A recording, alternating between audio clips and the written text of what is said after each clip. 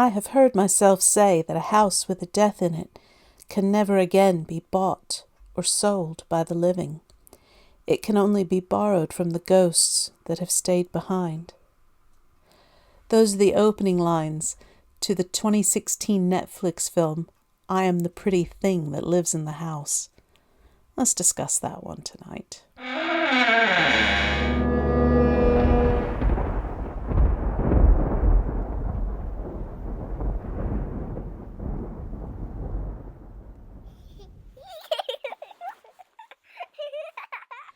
Right, so this is I Am the Pretty Thing That Lives in the House, which is 10 years old this year. It was released on Netflix on the 28th of October 2016, so we're a little ahead of its anniversary, but I felt like talking about it.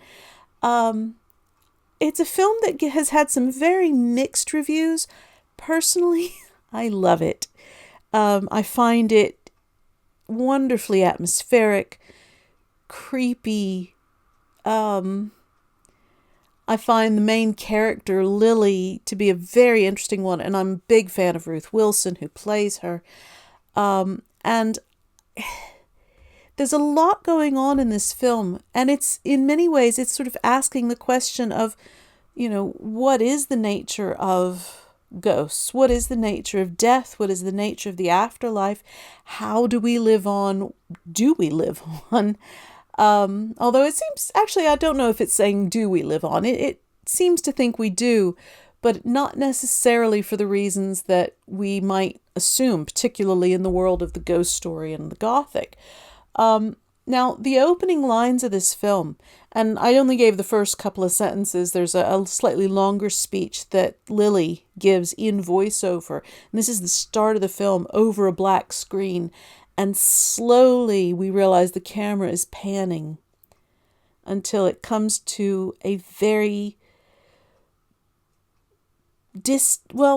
somewhat distant, but out of focus, shadowy, slightly translucent figure in a white dress who is looking to the side of the camera for most of the speech. And she becomes slightly more apparent as this voiceover speech goes on, and then it does this really interesting effect where we have her still looking off into the distance, but at the same time looking at us.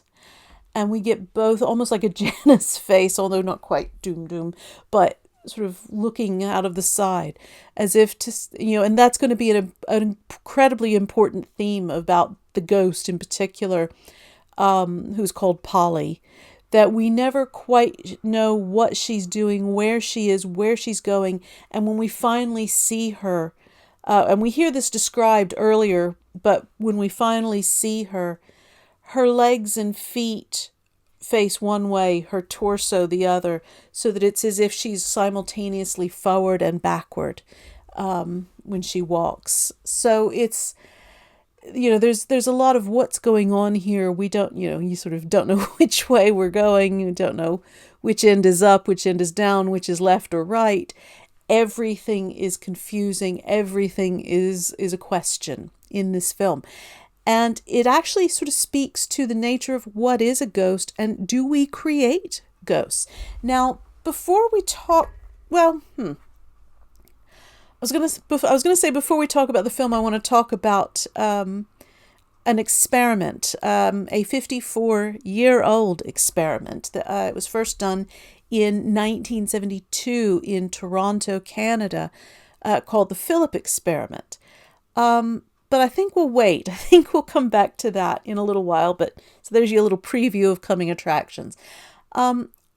This is a film, as I say, which on the one hand, it lets us know right at the beginning that the main character of the film, Lily, is going to die. And we are given the sort of idea that she is going to one day haunt the house that the story is taking place in. And she actually says, when we first meet her, when we first actually see Ruth Wilson as Lily appear on screen when she first comes into the house for the very first time. She says, I am 3 days ago, I turned 28 years old. I will never be 29 years old. So we know that she has less than a year to live. We don't know exactly when she's going to die, but we know it's going to be before, it's going to be within the next 362 days, And she is a hospice nurse. She's going to be staying in the house until the death of the owner of the house, a woman named Iris Blum, Blum. And Iris Blum, when she was younger, was a writer. And in fact, she wrote horror novels. And we're told fairly early on that she wrote and she published 13 novels. 13 feels significant, doesn't it, whenever it comes up. And that these were paperback horror novels. The line is that these are her novels were the sort people buy in airports or supermarkets. So in other words, she's pushing these down. They're very, they're meant to be sort of cheap, tawdry paperbacks. And in fact, there is actually a sort of period in the 1960s and 70s where we get this rise in female written, or at least supposedly female written. Sometimes we did have male authors publishing under women's names. Very unusual. Usually it goes the other way around, or at least there's some ambiguity, because books written by men tend to sell better. Because books written by women are seen as only being for women. Women will read books published for men, but men will not necessarily read books published for women. And if it's by a woman, it's assumed to be for a woman more often than not. These are just unfortunate facts. But there are exceptions where women's names do sell better, and romance is the big one. But Gothic literature can be another area like this. And particularly during, as I say, the 1960s, 1970s, we get this rise in this sort of cheap Gothic novels, sort of paperback novels, what once upon a time might have been called pulp fiction or dime novels. And this is the kind of paperback that Iris Blum published. And her best known novel was The Lady in the Walls. And we are told as well there was a rather bad film made of it. And we also learn very early on that that Lily, Iris and Lily, it's very interesting that their names are Iris and Lily, aren't they? It's, two flowers. And lily in particular is a funerary flower, traditionally. But, that when Lily comes into the house and she's told, this is who she's going to be working for, looking after as a hospice nurse, waiting for Iris Blum to die, she says, well, I've never read any of her novels, I don't. She's almost silly about it. And when Mr. Waxcap, who is Iris's, I guess, agent or lawyer, maybe both, I don't know, he's in charge of Iris's estate, though, because Iris has dementia. She is dying, and she seems to have some form of dementia, and or senility or something like that. And he kind of looks at Lily like, okay. But that's about all that's said about it. So, Lily goes upstairs to meet Iris, and that's an important thing to mention, is that Iris never comes downstairs throughout the film. She only leaves her room a couple of times, but she's always upstairs. She never ever comes downstairs. And that's important because several times we are shown the corner of the rug by the stairs, at the bottom of the stairs, is turned up and, sort of folded up. And each time, Lily kind of looks at it, kicks it flat, carries on. And she is the only person And in fact, there's a remark that's made, that she says to Mr. Waxcap about, no one comes to visit her. It's just her and me here. And she's, I think, sort of surprised by that, confused by that, because, Iris was a fairly successful author, but she doesn't seem to have any family, any friends, anybody who comes to see her. But for that matter, apparently neither does Lily. She spends her days taking care of Iris, and she wanders the house a lot.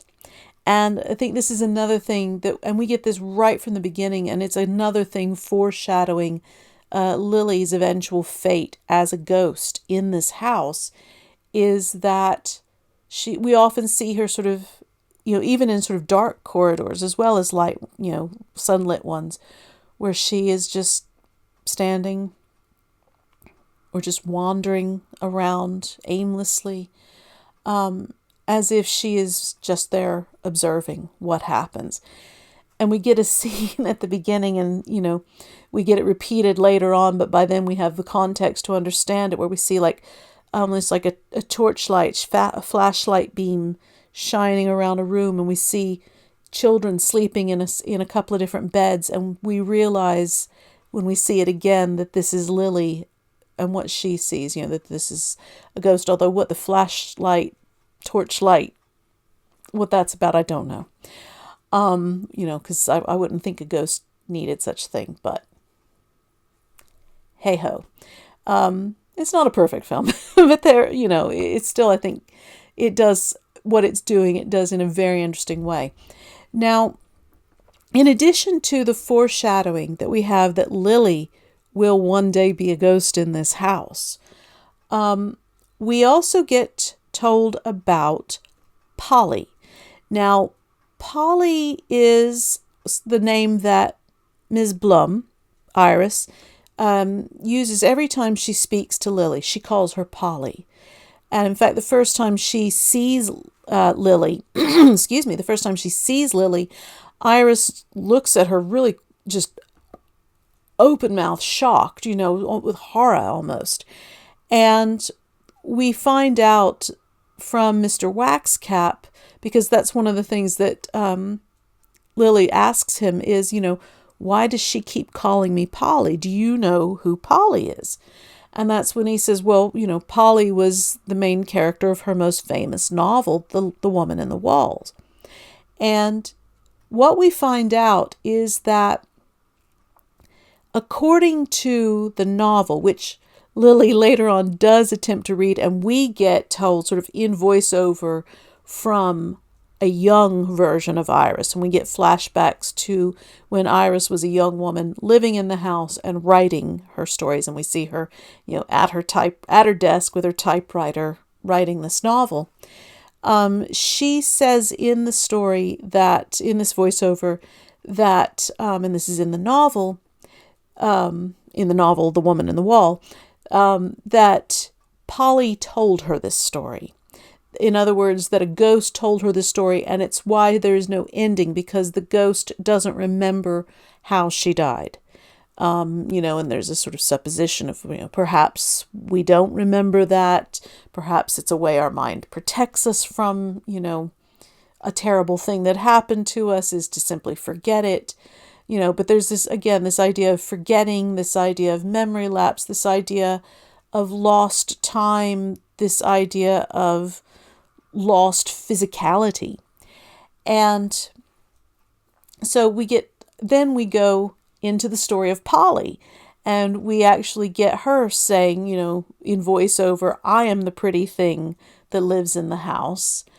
Something we have also heard earlier from Lily, and there's a lot of things, from Ms. Blum's confusion, calling Lily Polly, to various parallels with their stories of how they, come into the house, that they are both going to be ghosts inhabiting this house, that they are both somehow linked. But it is also as if Ms. Blum created both of these ghosts, Polly through her imagination, And Lily, through effectively her influence and her creation of Polly, and the way that Lily will die. So, a little while ago, I mentioned something called the Philip experiment from 1972. Now, it's very, very famous. Some of you may have already heard of this, but in case you haven't, just to give a very, very brief explanation of it. There was this sort of theory that was proposed that what if ghosts were not really the souls of the dead, but ghosts did exist because we created them, and that these were somehow, if we really work very hard and we create this story of a ghost and we really flesh it out in great detail, that it will come to life in the world, that the home in which, or the building in which we're talking about this thing, will somehow manifest and become an actual sort of force within the house, a ghost. But not a ghost that is the soul of someone who once lived there, but rather a psychic manifestation of a collective will, which in itself is quite an incredible, fantastical thing. And it fits with ideas of, the sort of stories that get told about, and we've all been to places, to pubs or schools or restaurants or homes where, everybody talks about, oh, there's the ghost of so-and-so, the ghost of old John who sits in the corner and smokes a pipe, and you can smell the tobacco. And the story is that old John was the landlord here and, 200 years ago and blah, blah, blah. And then when you go and look in the historical records, there's no record of anyone like that ever living there. And it's the idea, and this is the basis of the Philip experiment is, well, what if collective storytelling and a sort of psychic willpower creates these ghosts? And so what the experimenters did was they began to tell the story of a character that they created. There was no historical record of anyone in, the place where they were doing this named Philip. There was no anything about this. It wasn't even supposedly haunted. But they spend time carefully constructing the story of Philip the ghost who haunts this place. And over time, a ghost named Philip began to manifest and seemed to take on a life and will of its own. And so there, this film does, without ever naming the Philip experiment. I couldn't, it never talks about this, but when I was watching the film, that was all I kept thinking about with Polly is, if Polly is haunting the house, and we're given strong evidence that yes, Polly is haunting the house, what if Polly is haunting it because Iris created her? Iris thought about her, imagined her to be a real ghost, created a story for how she comes into the house, linked her to the house, that the house was built for her by her husband, who then murders her on her wedding day and buries her in the wall. And so she haunts the house. And now, 100, almost 150 years after her death, because supposedly the house was built in 1812, and this was when Polly was murdered, that in the early 1960s, when Iris is there writing her novels, that Polly is whispering to her this story, that Polly is telling her this story, and Iris is merely writing it down. Now, of course, that in itself is an old tradition that we see from time to time in in literature. Daniel Defoe, for instance, he supposedly gets told the story of Robinson Crusoe. He supposedly, he writes his plague diary. I forget the exact title of it, but his story of the plague, which he lived through as a young child. This is not his diary, but supposedly these are, the real diaries and stories of someone who lived through it. Even, going right back to the beginnings of sort of official beginnings. We'll talk about that in another video. But the official beginnings of Gothic literature with the Castle of Otranto by Horace Walpole. Supposedly, he did not write this. He found this, I think, 15th century manuscript in a great house or a castle's library in northern England. The book itself that he found was in Italian, and he is merely the translator. He wrote it, he wrote the story. And in the second edition, he said, I wrote it. It's not really an ancient manuscript that I've translated. It is my creation, my fictional novel. But, so for Iris to have sort of couched, bookended, however you want to put it, the narrative of the lady in the wall or the woman in the wall, as being, dictated to her by the spirit, by the ghost of Polly who haunts her house. It's a device that has precedent. But it is also the case that there is a ghost named Polly in her house. And although there's potentially, you could argue, some room for ambiguity, for most of the film, toward the end of the film, spoilers here, but toward the end of the film, when Lily sees Polly, sees her full on, she is so terrified by the sight of Polly that she has a heart attack or a stroke or something. She's, leaned up against the wall, this sort of horrible expression. And the next time we see her, she's sprawled out dead on the floor in the hall, the entryway, just inside the front door.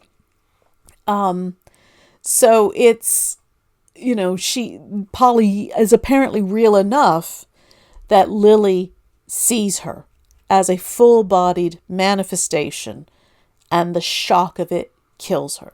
For the record, for my current work in progress, I did look it up. If you have heart problems, you can in fact die from a heart attack caused by a sudden shock like that, a sudden burst of extreme terror or something. You do have to already have a heart condition. You cannot be a fully healthy, healthy 28-year-old as Lily is meant to be, as far as we know, and be so frightened that you die from the shock. But if you already have a heart condition, then yes, you can, or, other conditions. I suppose you could have a stroke. But it would not happen in anyone. You would have to have an underlying condition. But, she does see Polly. And it's then that we, hear the rest of we hear again this speech that the film starts with. Now, I'm going to go ahead and read to you that speech. Because I think it's an interesting one. So I began the video with this as an introduction, and I'd like to read it again, if you'll permit me to. I'm an old lady, I need my reading glasses. And I'm going to read it to you off of my phone, the whole speech, as it appears at the beginning and at the end, because I think this is important that we get this sort of paralleling of the speech, and this is a device as well that is that has precedent. Shirley Jackson's Haunting of Hill House famously sort of begins and ends with almost identical paragraphs. Other stories that do this as well. But so here is the beginning of I'm the pretty thing that lives in the house. And she speaks this, I'm going to try to do it the way she does it. But the terror in her voice is evident, and it grows to the point where her voice trembles occasionally. Okay. But I'll do my best.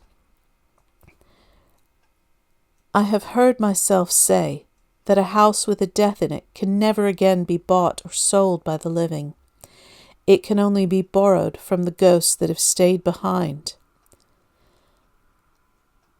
To go back and forth, letting out and gathering back in again, worrying over the floors in confused circles, tending to their deaths like patchy, withered gardens.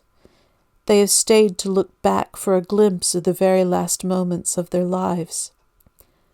But the memories of their own deaths are faces on the wrong side of wet windows smeared by rain, impossible to properly see. There is nothing that chains them to the places where their bodies have fallen. They are free to go, but still they confine themselves, held in place by their looking. For those who have stayed, their prison is their never seeing, and left all alone, this is how they rot. And this, in fact, this is something that others have certainly noticed, is the use of this word rot, which is such a jarring, such a visceral word, after all this really quite fluid prose.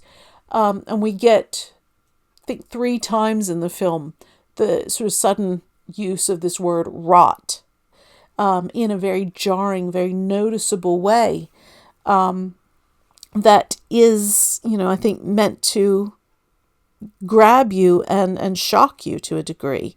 All right, so here now is after we have seen Lily's dead body, and we see her,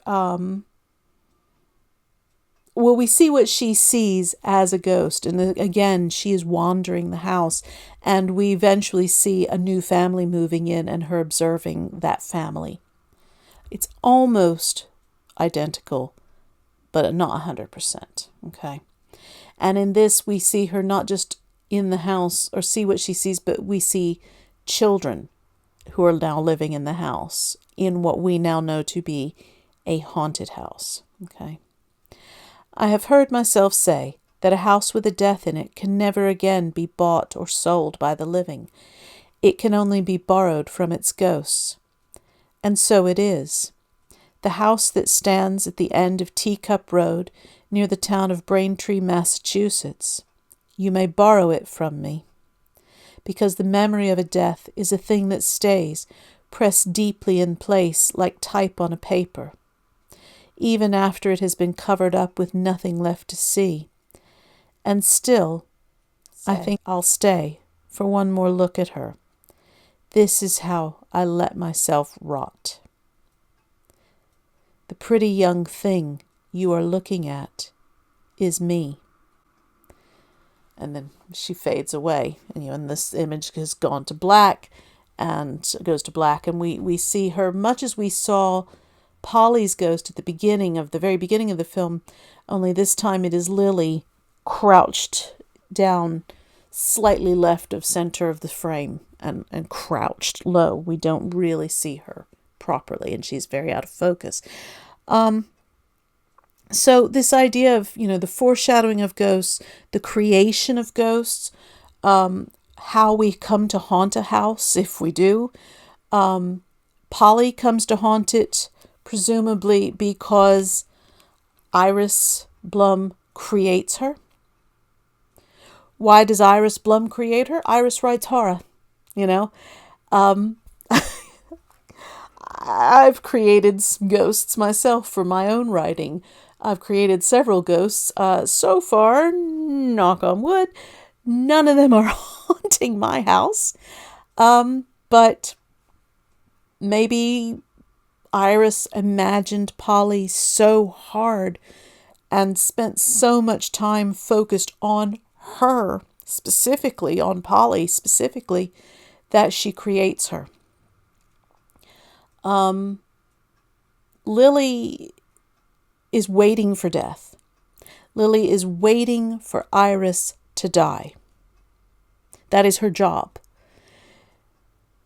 She has no other function in that house but to look after Iris, to see to her basic needs, to make sure that she is cared for, to reassure her, and to keep her safe, well, and help her to die gently, easily, with as little suffering as possible, and not alone. But of course, in the end,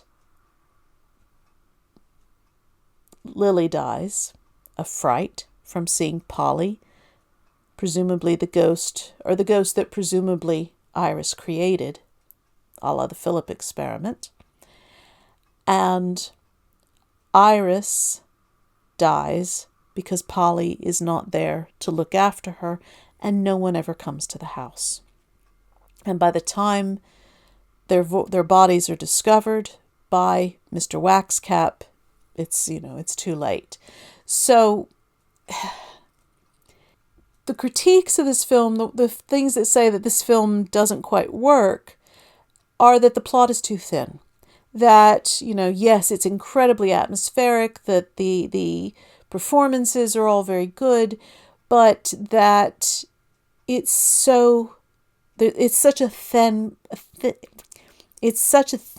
premise that there's not enough story there to keep the film going. That all this film does is atmosphere. I don't think that's a very fair or frankly accurate assessment, and I'll tell you why. I think that if that is the assessment, it's because a point is being missed. This film is entirely about what makes ghosts, how ghosts come to be, what is the nature of death, what is the nature of the ghost. And it is constantly foreshadowed. And in fact, this film itself, one could argue, is haunted by the ghost of the director's father. The director of the film, who also wrote the film, is Osgood Perkins, or Oz Perkins, and he is the son of the late Anthony Perkins, Tony Perkins, also known as, who of course is most well known as Norman Bates in Psycho. And we see a number of references to Anthony Perkins in the film. For one thing, we keep hearing a song that is playing on a cassette player that is in Iris's room, and clearly this is meant to be a song that she likes, that she finds comfort in, because we hear it play quite a lot. And in fact, we get several instances where Lily goes in and shuts the tape player off once Iris has gone to sleep. That song is sung by Anthony Perkins. Turns out I'd never heard of this song before, as much as I love sort of jazz from the 30s through 60s. I had no idea that he was a singer, Anthony Perkins, but he's actually a pretty decent singer. And the song is, and I think, it works beautifully for the film. The song is called "You Keep Coming Back Like a Song." Okay? And we hear this song over and over again. The song keeps coming back like a song. You, Lily, keep coming back like a song. Polly keeps coming back. Polly has disappeared for a while, but she comes back, is what we're told. And, we also later on, we see Lily watching television. In fact, she's sort of fallen asleep in front of the television. And the film that she's watching is Friendly Persuasion, which is a film that starred, amongst others, Anthony Perkins.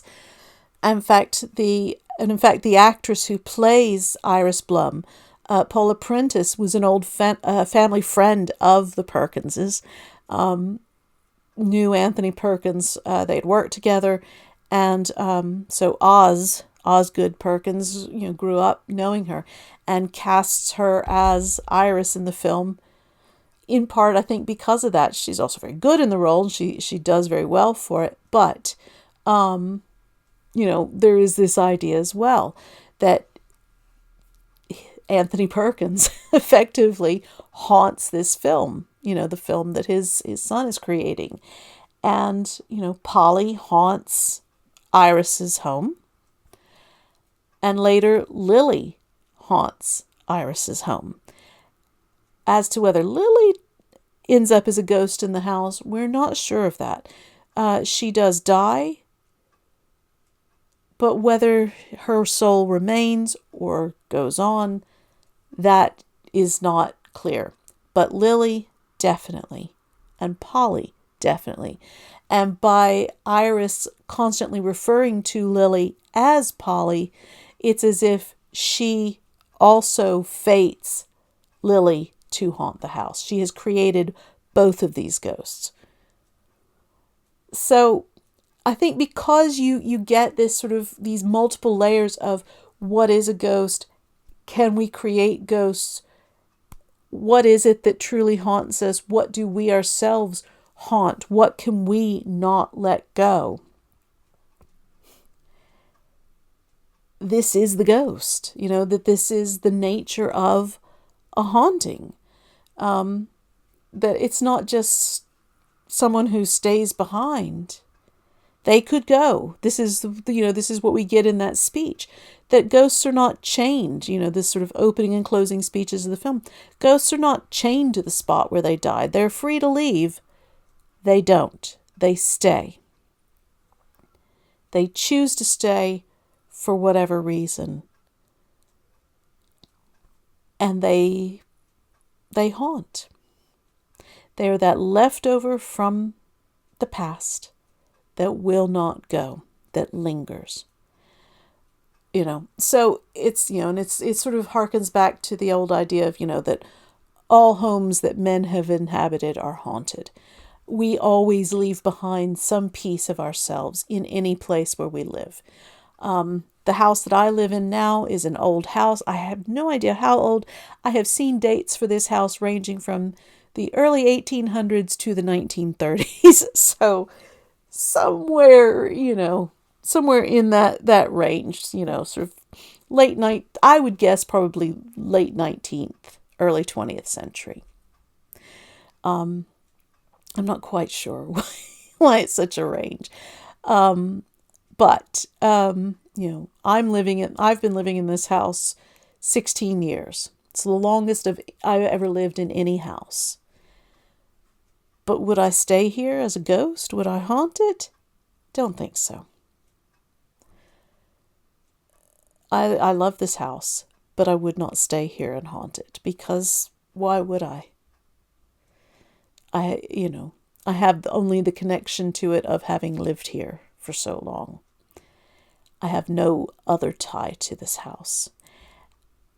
Lily does have a tie to Iris's house. It is not her house. She lives there, as we're told, for just, for less than a year, a little over 11 months. There's a big time jump, by the way, in the film. We meet her, we spend the first few days or so where she's living in the house, and then suddenly we jump forward 11 months. And in that time, she's had no visitors.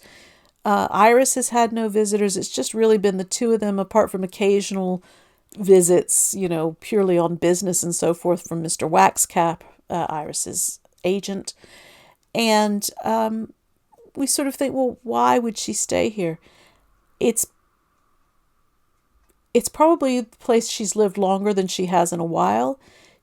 We do see her talk to some friends at the beginning, or to a friend on the phone.